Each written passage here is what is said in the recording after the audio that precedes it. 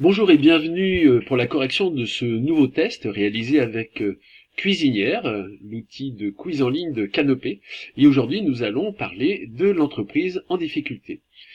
La première vidéo, comme d'habitude, qui était proposée, pour bien comprendre de quoi il s'agit, c'était donc une vidéo de notre collègue qui nous parlait un peu des différentes étapes pour l'entreprise en difficulté. L'intérêt de cette vidéo, c'était vraiment de s'arrêter, vous voyez, au milieu, presque à la première minute, où il y avait un schéma qui résume un peu la première partie justement de traitement et de prévention de l'entreprise en difficulté. On voit bien que sur la partie gauche, on a bien tout ce qui est procédure amiable, et sur la partie droite, ce qu'on appelle des procédures collectives. Pour les procédures amiables, donc vous avez le mandat ad hoc conciliation, et vous voyez que l'intérêt, c'est que ça se passe au début justement de la difficulté d'entreprise. Pour une certaine partie, elle n'est pas encore en cessation de paiement. Donc vous voyez que ça peut se faire à titre confidentiel, en faisant un accord amiable avec un conciliateur ou un mandataire, qui sont chargés tous les deux de négocier avec nos fournisseurs des délais de paiement. Et vous voyez que on n'est pas tout à fait dans la même étape, mais on parle de procédure collective quand on démarre un peu l'issue vers le plan de sauvegarde, où là, l'entreprise peut commencer à être en cessation de paiement, et nous verrons après, à partir d'un délai de 45 jours. La première série de questions qui nous était posée, vous l'avez en dessous, question 1, si vous descendez, vous voyez bien que le mandat ad hoc et la conciliation, c'est-à-dire le premier niveau de traitement d'une entreprise en difficulté, on voit bien que là, on est dans un domaine plutôt confidentiel, dans un cas d'accord amiable, dans une procédure amiable, contrairement à ce qu'on appelle la sauvegarde, où là, la procédure qui est déjà un peu plus entamée, parce que l'entreprise a déjà des difficultés plus profondes, on est bien dans une démarche publique, dans une procédure collective, et là, qui peut déboucher sur un plan de sauvegarde. Donc là, c'était simplement de l'interprétation de cette vidéo qui était très très claire. Ici aussi, la cessation de paiement. La définition, on voit bien, on a tous une représentation de ce que peut être une cessation de paiement pour une entreprise, mais en même temps, si on a une démarche comptable, vous voyez bien que on a une représentation du bilan entre l'actif et le passif. Donc on a dans le passif des sommes qui sont exigibles, donc ça veut dire qu'on doit forcément les honorer. Donc on a un passif exigible qui doit être au moins honoré avec un actif disponible. Et vous voyez bien dans vos représentations, si l'actif disponible ne parvient pas à honorer le passif exigible, là on a la définition juridique de la cessation de paiement. Les étiquettes en dessous, je ne vais pas trop rentrer dans le détail parce que on a un peu le résumé de ce déplacement, on a un peu le résumé de tout ce qui peut découler de la vidéo qu'on avait entendue tout à l'heure. Pour nous aider à répondre à ces questions, vous avez un schéma récapitulatif qui est donné et qui représente un peu les différentes étapes. On voit bien qu'on a une démarche d'anticipation, ensuite on a une démarche de traitement, avec, vous avez les étapes indiquées. Ici, regardez bien cette date au niveau du traitement. Vous voyez que on a bien un délai de 45 jours, ce qui signifie que on a, vous voyez, la procédure de conciliation qui peut déborder vers un début de cessation de paiement pour une entreprise. Ça veut dire qu'on peut être en conciliation dans la mesure où on a un traitement de cessation de paiement inférieur à 45 jours. Et la procédure de sauvegarde, vous voyez qu'on la déclenche à partir du moment où on est en cessation de paiement, avec deux issues. On essaye de sauver l'entreprise le plus possible par un redressement judiciaire, ou alors on entame une liquidation judiciaire immédiate. En nous aidant de ce schéma, on voyait bien que ici, ce déplacement d'étiquette, la liquidation et le redressement se déclenchent cette fois si aucune procédure collective n'a été faite auparavant. Ensuite, on voit que le dirigeant peut faire appel au mandat ad hoc, cette fois si l'entreprise n'a pas été en cessation de paiement. Le plan de sauvegarde, lui, est mis en œuvre si l'entreprise l'est pas ou moins de 45 jours, on a vu, on est limite justement en début de cessation de paiement. Et enfin, les mesures de traitement difficile de l'entreprise sont confidentielles si l'entreprise ne met pas en œuvre, bien sûr, une procédure amiable. Nous continuons avec le cas pratique.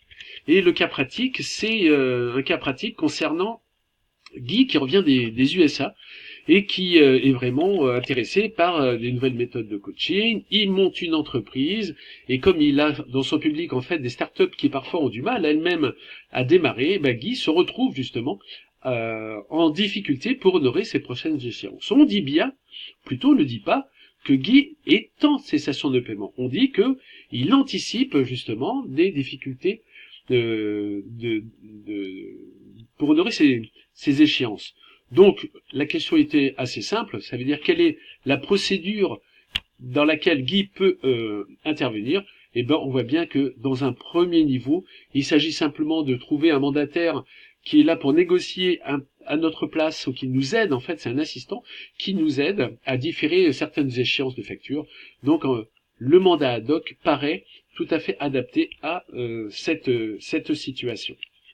Enfin, comme d'habitude dans nos différents quiz de formation, nous avons affaire à un arrêt de la Cour de cassation. Donc on peut dire que là on est dans une phase d'analyse. Tout d'abord, cet arrêt, il est intéressant, vous voyez, parce qu'il démarre par, vu l'article 641-13 du Code de commerce, vous savez que quand on a un arrêt de Cour de cassation qui démarre avec un visa, c'est-à-dire qu'un article, il y a de fortes chances que cet arrêt, que la décision de la Cour de cassation soit une décision qui casse et annule l'arrêt de la Cour d'appel. Les faits, on voit bien que les faits, c'est un problème entre un bailleur et au contraire un débiteur. On voit bien que le problème, c'est Madame X, en fait, qui est bailleur, c'est-à-dire qui est propriétaire de murs, sûrement peut-être d'un fonds de commerce, qui a donné un bail à Monsieur Y, et ça veut dire que Monsieur Y était en difficulté. Les dates sont importantes. On voit bien que ici, en fait, quand je dis c'est des locaux à usage d'habitation, c'est pas tout à fait un fonds de commerce, qui date donc du 3 mai 2009, on voit bien que le Monsieur Y, lui, a été mis en liquidation judiciaire le 25 juin 2009.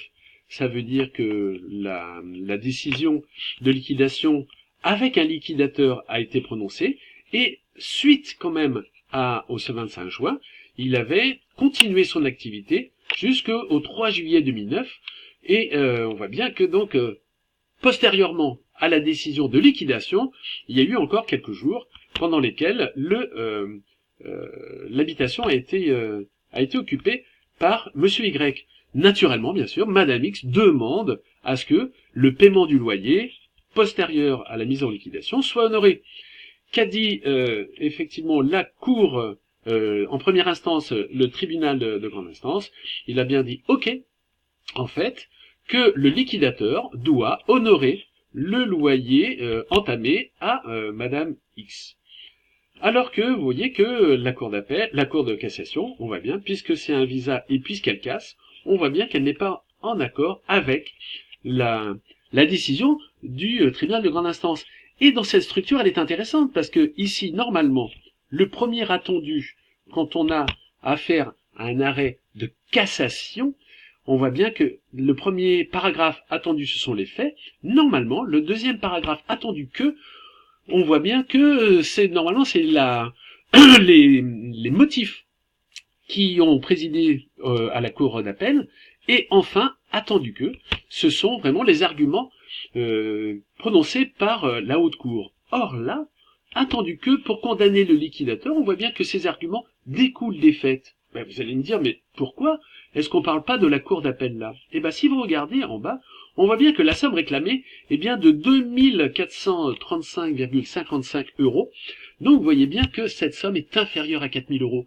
Donc ça veut dire que le tribunal, dans ces cas-là, en première instance, le tribunal donne cette fois un jugement, on dit en premier et dernier ressort. Si on parle du jugement de premier ressort, ça veut dire qu'on a les échelles, on peut faire appel et se pourvoir en cassation, alors que quand on a une somme faible en première instance, comme c'est le cas, inférieure à 4000 €, il n'y a pas de possibilité d'interjeter appel, mais par contre, on peut se pourvoir en cassation. Donc c'est bien le cas. Ici, on est dans le cas où la Cour de cassation statue directement face à une décision, face à un jugement de première instance du TGI. Et que dit la Cour de cassation? Elle dit tout simplement, là, peu importe en tous les cas, elle a argumenté pour dire que il n'y a pas lieu de donner les loyers demandés à Madame X, parce qu'ils interviennent après la décision de mise en liquidation. Et si on nous dit qu'il a condamné Monsieur Z en qualité de liquidateur à payer Madame X, etc., ça veut dire en fait que ça annule le fait que Monsieur Z, en tant que liquidateur, a dû payer à Madame X la somme de 2435,55 € parce que en première instance, le liquidateur a été condamné à payer ce dépassement de loyer à Madame X, alors que la Cour de cassation dit non, non, non, ce n'est pas la peine. Voilà, donc si vous avez suivi à peu près, résumé les faits, on voit bien que Madame X a donné à bail Monsieur Y, que le 25 juin 2009, Monsieur Y a été mis en liquidation, qu'il est resté dans les lieux jusqu'au 3 juillet 2009, et Madame X demande à ce que ce mois de loyer lui soit payé. Quelle a été la procédure? Je vous l'ai dit, donc on en a bien le TGI qui a compétence pour statuer dans le domaine en première instance. La somme est trop faible pour interjeter appel. On a donc un pourvoi direct en cassation. Et quel est le problème juridique posé à cet arrêt? Eh ben, le problème juridique, c'est de se poser la question, finalement, à partir du moment où une procédure de liquidation a été prononcée, et ben qu'est-ce qui revient de continuer à honorer au niveau des différentes échéances après cette procédure de mise en liquidation. Voilà, je vous remercie pour avoir suivi cette correction et je vous souhaite une bonne journée et à bientôt.